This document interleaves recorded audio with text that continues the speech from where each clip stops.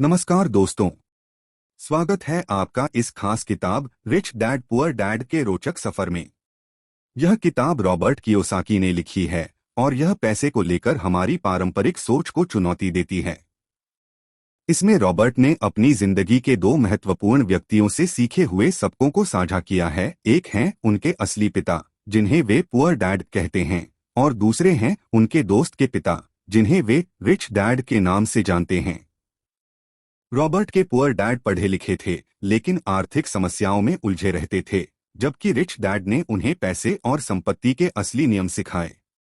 इस किताब में कुल 10 अध्याय हैं और आज हम इन्हें अध्याय आपके सामने लाएंगे।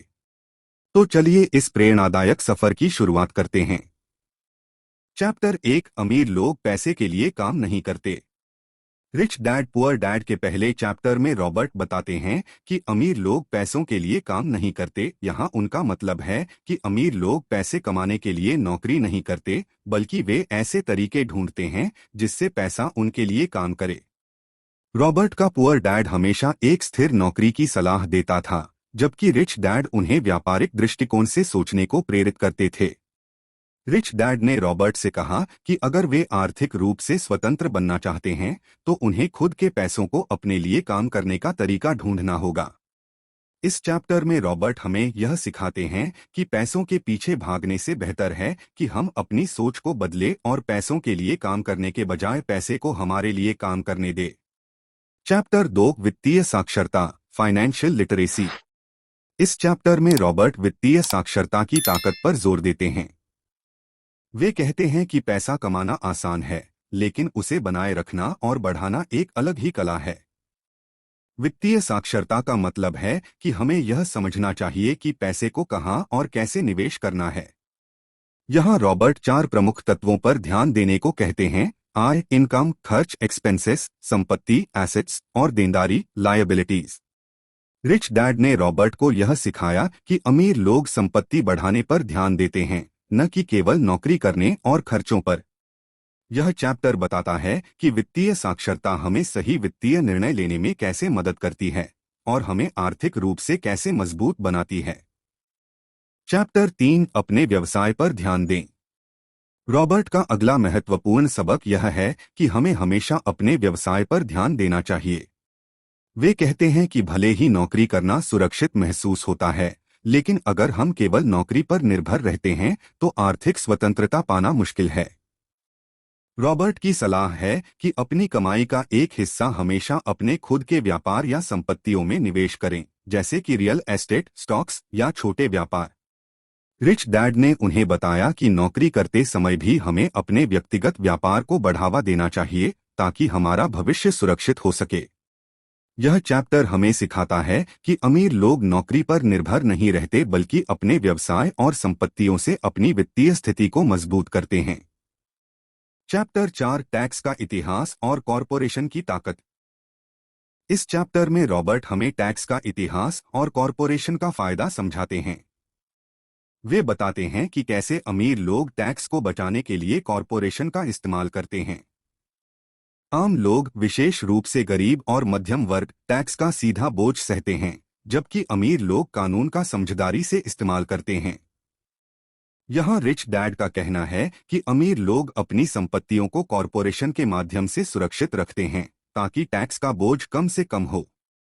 इस चैप्टर का मुख्य उद्देश्य है कि हमें टैक्स सिस्टम की जानकारी होनी चाहिए ताकि हम समझदारी से अपनी कमाई का प्रबंधन कर सकें। चैप्टर 5, अमीर लोग पैसे का आविष्कार कैसे करते हैं।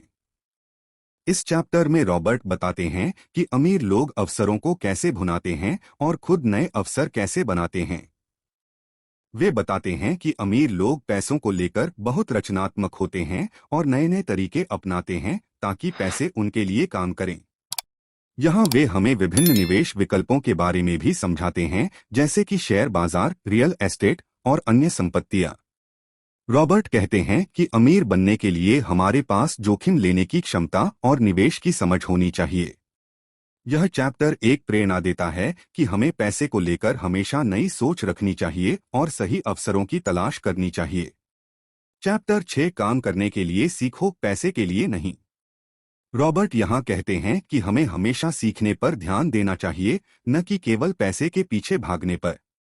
वे बताते हैं कि नौकरी में हम एक ही तरह की स्किल्स विकसित करते हैं, जबकि अगर हम विविध प्रकार के स्किल्स पर काम करें तो हमारी मूल्य वृद्धि और भी अधिक हो सकती है। रिच डैड ने रॉबर्ट को सलाह दी कि सीखने का उद्देश्य सिर्फ नौकरी के लिए नहीं बल्कि खुद को विकसित करने के लिए होना चाहिए। यह चैप्टर एक महत्वपूर्ण सबक देता है कि अगर हम आर्थिक स्वतंत्रता चाहते हैं तो हमें हमेशा नई चीजें सीखने की कोशिश करनी चाहिए। चैप्टर 7 रुकावटें और उनके पार कैसे जाएं। इस चैप्टर में रॉबर्ट बताते हैं कि अमीर बनने के रास्ते में आने वाली रुकावटों से कैसे पार पाया जाए। इस चैप्टर में वे 4 प्रमुख रुकावटों पर बात करते हैं: डर, आलस्य, बुरी आदतें और अहंकार। रॉबर्ट का मानना है कि यह सभी रुकावटें हमारे दिमाग में होती हैं और इन्हें दूर करने के लिए हमें अपने मानसिक दृष्टिकोण को बदलना होगा। इस चैप्टर में उन्होंने असफलता के डर से लेकर काम टालने की आदत और नकारात्मक सोच को दूर करने पर जोर दिया है। यह चैप्टर हमें बताता है कि अगर हमें अमीर बनना है तो इन मानसिक बाधाओं से ऊपर उठकर आगे बढ़ना होगा। निष्कर्ष: रिच डैड पुअर डैड हमें यह सिखाती है कि आर्थिक स्वतंत्रता के लिए सिर्फ नौकरी करना ही काफी नहीं है, बल्कि पैसों के प्रति सही सोच और दृष्टिकोण का होना भी जरूरी है। रॉबर्ट कियोसाकी के रिच डैड से मिले ये सबक न केवल हमें वित्तीय सफलता दिलाने में सहायक हैं, बल्कि हमें अपने भविष्य को आर्थिक रूप से सुरक्षित करने के लिए प्रेरित भी करते हैं। इस किताब से मिली शिक्षा आपके जीवन में कैसे बदलाव ला सकती है, ये हम उम्मीद करते हैं कि आप इस वीडियो सीरीज में जरूर महसूस करेंगे।